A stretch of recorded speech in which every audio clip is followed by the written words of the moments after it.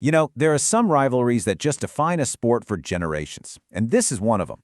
On the field, in the stores, even in our own heads. Nike versus Adidas. This is so much more than a game. It's a multi-billion-dollar war for supremacy, fought one boot, one jersey, and one superstar at a time. But let's get real for a second. Beyond all the hype, beyond the iconic logos, what does it actually take to win in the world's most popular sport? Is it just about having the absolute best product, the biggest stars in your ads, or is there something else, something deeper, going on here? Well, that's what we're going to dig into. To really understand this fight, we have to look past the grass on the pitch and into the boardroom. Because long before a single ball is ever kicked, this war is being fought with something called business strategy. Now, the most important part of this whole definition, the part that changes everything, is that little phrase at the end, doing something differently. See, strategy isn't just about being good at what you do, it's about being unique. It's the master plan that shapes every single decision a company makes. So, in the world of business, there are really three classic ways to win. You can be the cheapest option out there, or you could focus on a super specific niche audience. But the third path, that's the one at the heart of our story, differentiation. This is all about making your products so special, so remarkable, that people don't just choose it, they have to have it.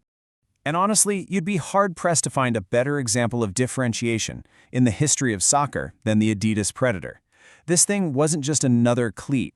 It was a weapon. It was a piece of technology that was designed from the ground up to completely change the game. Hey, don't just take my word for it. 442 magazine flat out calls it arguably the most iconic boot design in the history of the sport. That, right there, is the power of a brilliant differentiation strategy. It doesn't just create customers, it creates legends. And for 30 years, Adidas played this card perfectly. They kept evolving the Predator. From those wild-looking rubber fins back in '94 to the legendary Mania in 2002 with its side lacing, all the way to today, bringing back that iconic fold-over tongue for the 30th anniversary.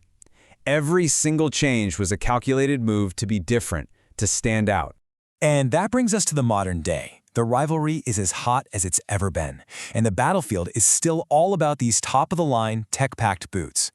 So, how do the latest models from our two giants stack up against each other? You can really see that whole differentiation idea playing out right here.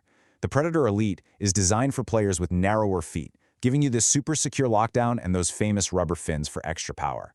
The Nike Phantom, though, it's all about comfort right out of the box. It's got a wider fit and this amazing grip knit tech, this sticky yarn that makes the ball feel like it's literally glued to your feet. Two totally different approaches for two different kinds of players. So, in this particular head-to-head review from 442, who gets the win? Well, the Nike Phantom GX2 just edges it with a really impressive score of 34 out of 40. I mean, when the competition is this close, every little detail matters. Okay, so Nike might have won that specific product battle this time. But what about the bigger war? Who's actually winning in the market? You know, where it really counts? On the jerseys of Europe's biggest clubs. You would think it's just a two-horse race, right? A straight shootout between Nike and Adidas. Well, get ready for a little surprise, because the data tells a very different story.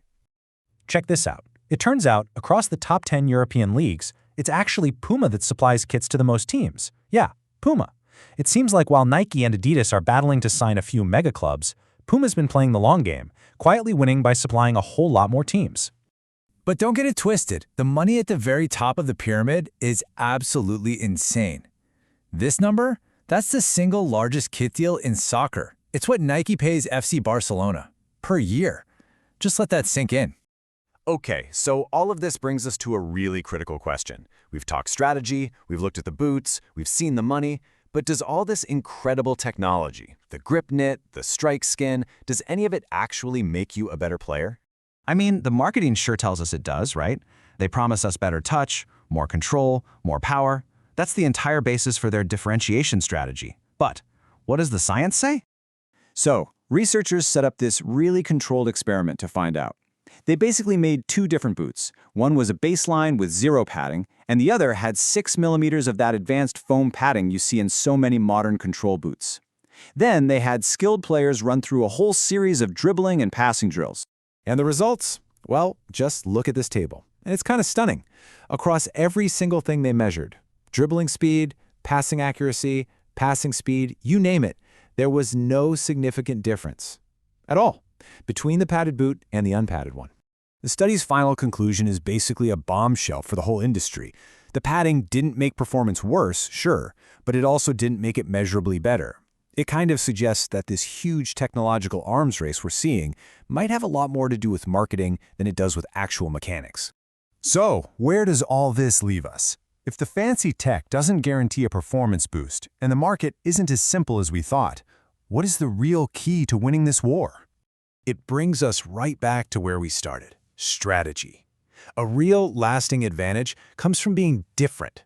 The Predator wasn't iconic just because of its rubber fins. It was iconic because it sold a story of power, of precision, of bending the ball like a superstar. The technology just helped tell that story. So the next time you see a brand new boot launch, ask yourself this question. Are you really buying a measurable improvement in your performance, or are you buying into a powerful story, a feeling, a piece of an identity that's been built through decades of brilliant, relentless strategy? The answer might just change how you see the beautiful game forever.